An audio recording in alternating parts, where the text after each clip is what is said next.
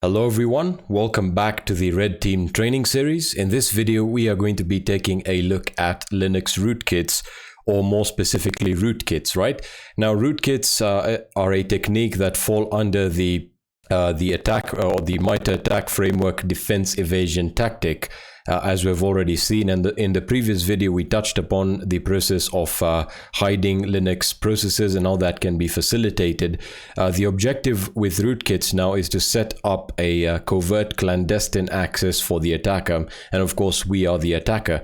So the scenario is going to remain the same. We have a target Linux system that we have exploited and have obtained root access on. And now our job is to set up a rootkit so that we can, again, have a system of persistence set up so that we can constantly have access whenever we need it through a covert channel. Remember, we don't want to be SSHing into the box regardless of whether we have the credentials or not. The objective here is to set up our persistence, our entry vector or access vector as clandestinely as possible, or as securely as possible without tripping any alarms. That being said, what will we be covering in this video? So we'll talk about rootkits and what they are, and then we'll get into the practical aspect of this video where we will talk about setting up an Apache-2 rootkit. We'll get into command injection with Commix, and then I'll take you through the process of obtaining a reverse shell with MITRE so that you can again obtain access whenever you require it. And again, you don't have to use any overt channels of authentication or for interacting with the target like SSH. Now, so what is a rootkit in the terms of cybersecurity? Well, a rootkit is a clandestine computer program that's designed to provide continued privileged access to a computer while actively hiding its presence. Rootkits are typically utilized as part of the defense evasion tactic and are set up after an initial foothold has been obtained. So again, the process of setting up a rootkit on a target system will of course depend on whether or not you've been able to obtain an initial foothold on the target system, and in some cases you will require privileged access. However, in this particular case, we will be taking a look at a rootkit that doesn't require privileged access and is extremely clandestine. Now, I just want to make something as clear as possible. The type of rootkit you utilize will depend on the target configuration and what your requirements are. So in this case, our target, as we know, is a Linux server that's set up to host a website for the company that we've just attacked. And our job is to set up a backdoor, or rather a rootkit that can provide us with a backdoor whenever we require access, right? And the parameters under which our rootkit will fall, or the parameters that our rootkit must meet, are: number one, it should not interact with the kernel or the hypervisor that's being used. So we're not talking about ring 3 or ring 2 rootkits. Secondly, it needs to be as clandestine as possible, and any security analysts or administrators should not again be able to detect it using any anti-detection systems or intrusion detection or prevention systems. And again, the primary objective of our rootkit is to maintain some form of clandestine access for the attacker, and of course, in this particular case, the attacker is us. So when we talk about the defense evasion tactic and where rootkits fall in, you can actually see the technique ID there. It essentially provides the following description. So again, adversaries utilize rootkits to hide the presence of programs, files, network connections, services, drivers, and other system components. Rootkits are programs that hide the existence of malware by intercepting or hooking and modifying operating system API calls that supply information, right? Now, in our case, as I said, we're not going to be touching upon, essentially analyzing or interacting with the kernel and essentially having our rootkit, actively hide our processes, hide our exploitation artifacts. We're going to be focused on just having a system of access that we can use whenever we want, similar to a backdoor. That being said, let's actually move on to the practical aspect of this video. So I'll see you on my Kali VM.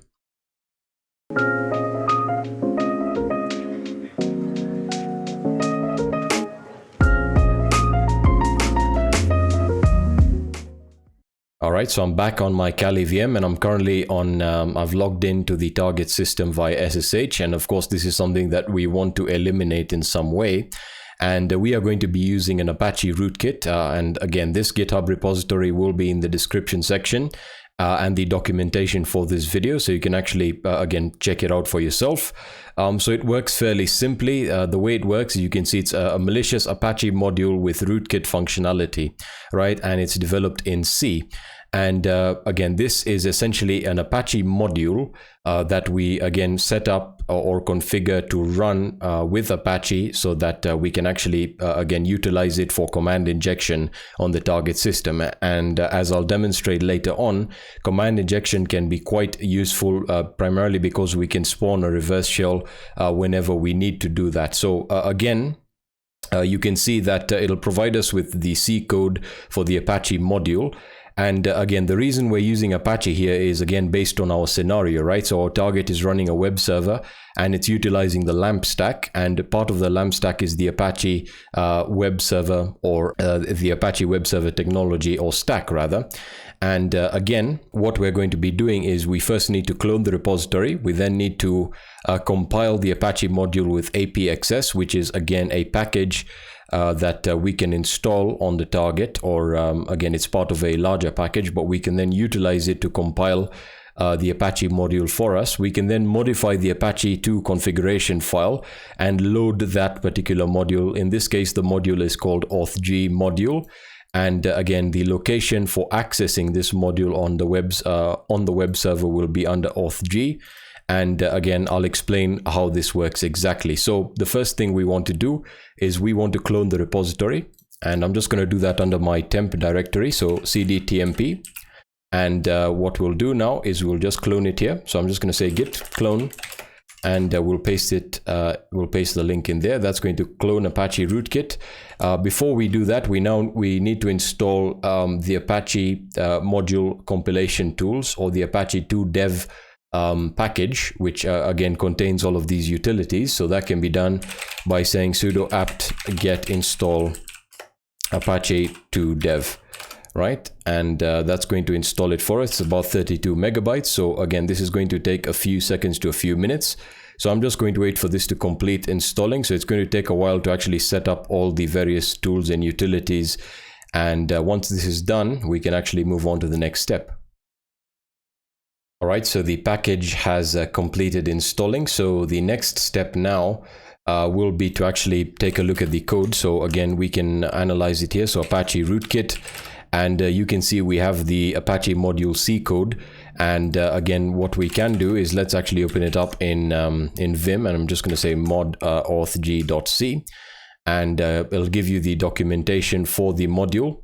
And again, you can get rid of the you can actually get rid of the documentation here, but it works fairly simply. It essentially takes in arguments that we provide and processes them as a system or operating system command, and then displays the output to us in our browser. Alternatively, we can utilize the command injection functionality to actually run, arbitrary commands that can provide us with information that we're looking for, or furthermore, we can actually utilize it to spawn a reverse shell.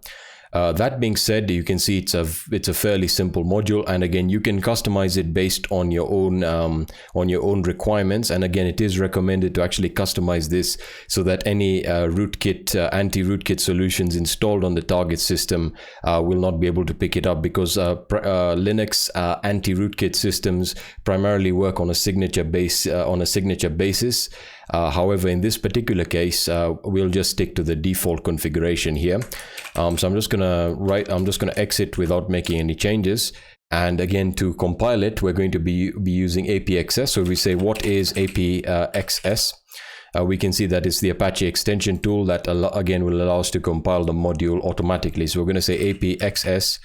And we're then going to use the C and I flags and specify the actual module code here. So mod auth-g.c, and we want to hit enter. Don't worry if it throws out any errors. These errors are common in this particular case and are related to particular, as you can see right over here, are related to particular issues with functions and various allocations. now that we have that done, one key thing that you need to take note of here is the libraries folder, or the libraries, the actual directory where the Apache module has actually been saved to, or have actually been installed to. And again, this the authg module, the mod authg Apache module, is not going to be saved within the Apache modules directory, the default one. So I'm just going to copy that directory because we'll need it shortly, and I'll just paste it in there. So typically Apache modules, custom Apache modules are stored within etc Apache, Apache2, and then if I say, let's just list out the contents of this directory. We have the modules that have actually been enabled, the ones available, so on and so forth. But we actually need to specify within the Apache configuration file that the authg module is under userlib apache2 module. So if we list out the contents of this particular directory, and we head over to the top, you can now see it's going to be right over here. So mod authg.so, right? And everything looks fine there. And what we need to do now is we need to actually edit the Apache configuration file. So I'm going to use vim. We'll say etc apache apache2.conf. And we can then add our custom, we can actually load the module within this file. But again, I would recommend doing it somewhere that, again, is not accessed frequently. So probably at the end of the file or somewhere in the middle of the file. However, in this case, just to keep things nice and simple, I'm just going to do it right over here at the top of the file. And again, to essentially enable a particular module or to load it, we can say load module. And then we specify the module that we want to load. So we say authg module, and then we specify the directory where that module is actually saved. In this case, we'll copy the userlib apache2 modules directory, paste that in there, and then we need to provide the name of the module. So in this case, the name of the module is mod authg.so. And again, we can then go ahead and start configuring the location for the web server and how this particular module can be accessed.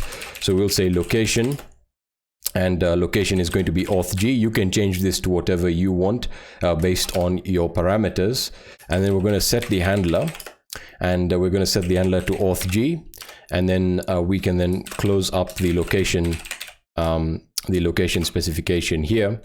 And that is pretty much it in regards to actually customizing or adding the module to our Apache configuration file. If we just head back to the GitHub repository, you can see that we've followed the instructions fairly well, and everything seems to be okay to this point.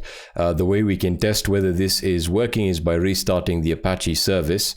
This is the target website, so you can see it's running a simple PHP Bootstrap 4 website here.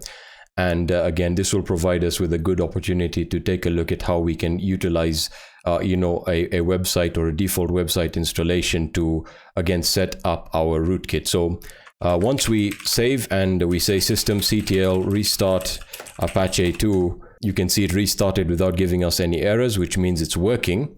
And the way we can test this now is by heading over to the web server, and we can then perform some basic command injection by saying authg.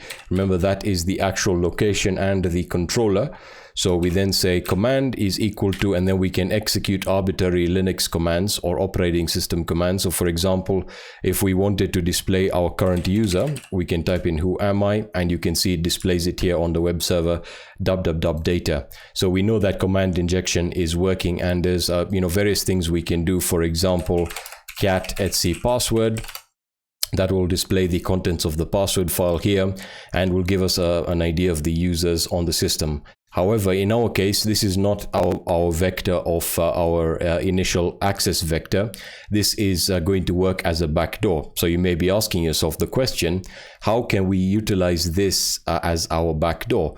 Well, we will be utilizing a tool called Commix, and Commix comes pre-packaged on Kali. If it's not, you can install it by typing in sudo apt get install Commix, right? And I should already have it installed here.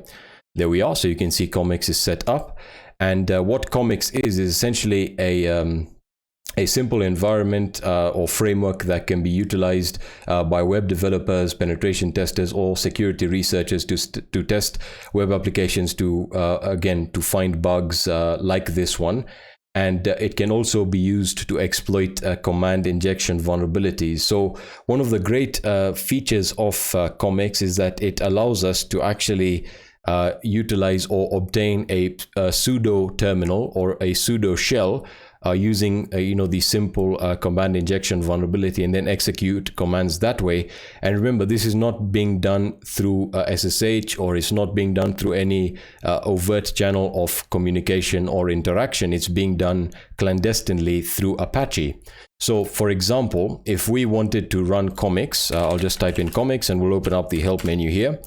It's a fairly advanced tool, and I'm going to be covering some of the important pieces of functionality that can be utilized. So again, you can open up the help option or the help menu there. And in our case, it's going to be fairly simple. We're testing the site, or we're testing the target site for command injection, which we know it is vulnerable to. So we can say Commix, and then we type in the URL flag, and then we pass in the URL here. In our case, it's 192.168.2.100, and then we provide the actual command injection specification here. So we say auth G, and then of course that's our controller, so that we can say C, and that is equal to ID. So that's just a test parameter, right? And we hit enter. I'm going to hit no to resume, and you can see it's going to ask you whether we actually want a pseudo terminal shell. You can actually see that command injection is successful. Testing the results-based classic command injection technique, the get parameter C seems injectable. So we can hit yes for a pseudo terminal shell, and voila, we have a shell on the target system, and we can view the available options in terms of the commands that we can run like so. So for example, if I type in ls, it'll list out the contents of the root of the Linux file system. So you can see we have all the directories there.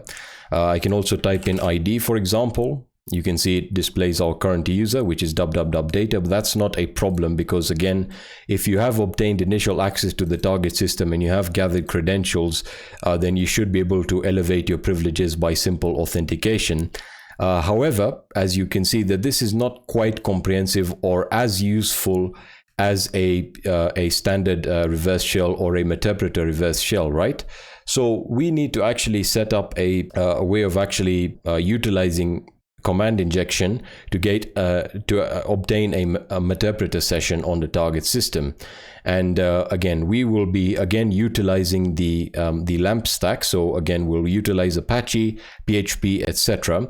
But you can see that this actually provides us with a great way of interacting with the target, without having to log in or without having to use any exploits. That being said, what we can do, I'll just run a few other commands here. So for example, cat etc password. You can see that it will display all the data, but it doesn't display it in a format that's readable. So that's another reason why we actually may want to get a classic reverse shell or a MITRE session on the target system. Now, Commix already has options to spawn a reverse TCP shell, but we are going to be using MITRE just to show you that this actually can be quite useful, and you can again chain your attacks to actually provide you with very useful utility like a MITRE session on the target system, and then establish a form of persistence, so on and so forth.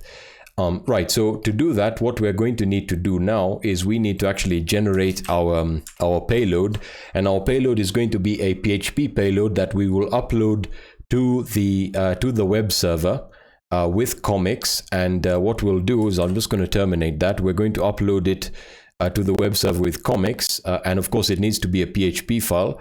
If we head over to the target and we head over into the var www.html folder, which is where the website is set up, and I list out the contents of this particular directory, you can see that we have various folders. Now, I could just upload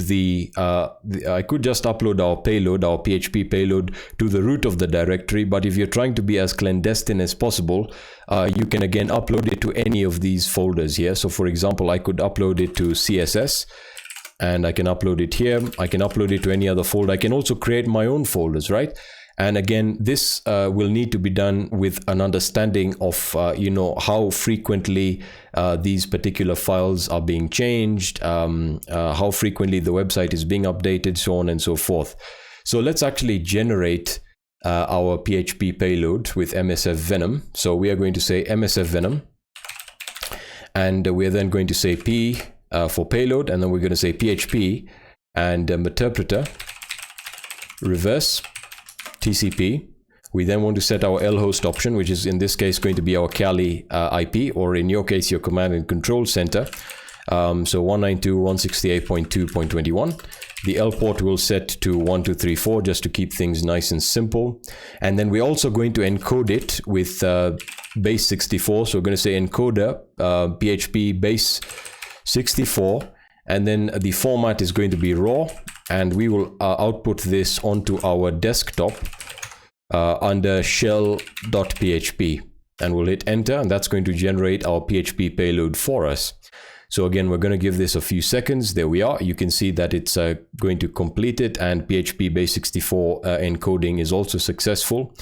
If I open up the file here, just open up the file. So I'm going to say open, head over to desktop and shell.php. There it is. We're going to open that up. You can see it's been encoded. It has been encoded in base 64. What we need to do now is, you can see it lacks the standard PHP syntax, so we actually need to add it. So we are again going to say we need to provide the PHP syntax here. So I'm going to say PHP at the beginning of the file. Sorry, let me just type that in correctly. So PHP and then I'm just going to close the PHP tag here. So again, we're just going to say PHP. Well, sorry, I'm typing that incorrectly. We're just going to say like so. And we can then save it. So I'm going to save that, and we can get rid of this file here. Don't save. So we now need to use Commix to get this uploaded onto the target, right? And the directory we choose to use will, again, as I said, depend on what type of web framework is being used for the website, whether it's a content management system, etc., etc. So I'll just start up MSF console and set up our listener so that we can actually receive the reverse connection when that payload is executed. So I'll say use multi-handler, set the payload to PHP interpreter reverse TCP, show options, set the lhost to the Kali IP, set the L port to the option we specified during the process of generating the payload. In that case, it was 1234. We hit run, and the listener is now running. So it's going to start the reverse TCP handler for us. And now we can actually take a look at how to transfer over the payload onto the root of the web server using Commix. And of course, we're leveraging the command injection vulnerability provided or facilitated by our Apache Rootkit.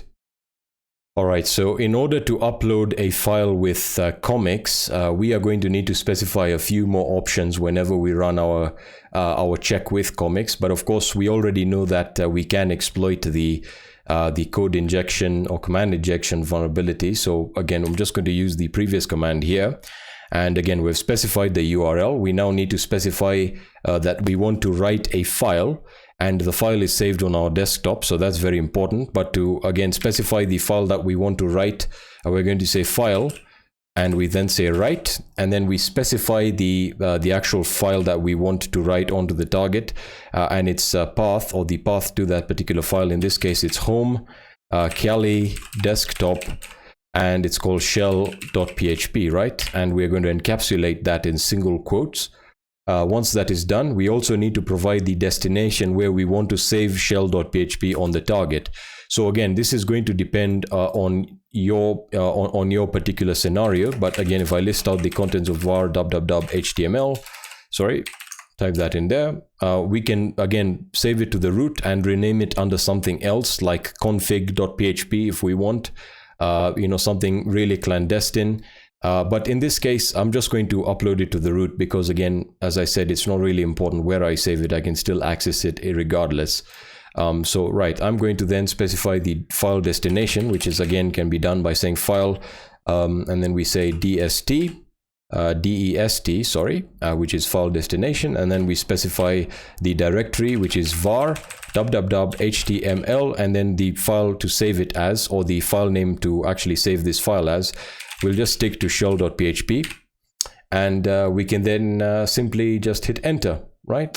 So I'm going to hit enter. I'm not going to resume, and let's see whether that is successful. You can see that it's going to tell us here that the shell.php file was created successfully, and it's going to ask us whether we want a sudo terminal shell.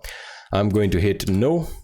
And do you want to continue testing with the classic command injection techniques? I'm just going to hit no, and we can just terminate that there because we've already transferred the file. We can confirm that we've transferred the file by again just listing out the contents, and you can see we have shell.php there, and it's saved in the root of the web server. So what we're going to do, just to simulate a real scenario here, let's say we've lost SSH access, or the password has been changed for the root user, or whatever the case, you've lost overt access to the target. So I'm just going to exit, log out of SSH now, and all I need to do now to exploit or to run the payload is just access it from the web server. So all I need to do is just say shell.php, hit enter. I take a look at my listener, and I've obtained a MITRE session on the target system. So again, I can type in sysinfo, and you can see it'll provide us with all the relevant information there. And again, we can go about setting up a system of persistence either through a cron job or whatever the case. But I just wanted to highlight this as it is quite useful. And again, if you don't want to upload a PHP payload that again will provide you with a MITRE session, you can stick with the sudo shell that again Commix provides you with, and you can again utilize that for whatever activities you need to perform. But as I said, this again provides you with a great way of maintaining access to the target system, and again it does it as clandestinely as possible, in the sense that you're not interacting with SSH, or you're not authenticating with SSH, so that information is not being logged. Again, this is all happening under Apache, so again you're not interfering with any other system services. The web server again is working just fine. We can again navigate to other web pages, other users can access the site, so on and so forth. So yeah, I just wanted to take you through the process of setting up a very, very useful rootkit that again is as clandestine as possible and can provide us with great access vectors either through Commix or through a MITRE reverse shell. That being said, that's going to be it for this video, and I will be seeing you in the next video.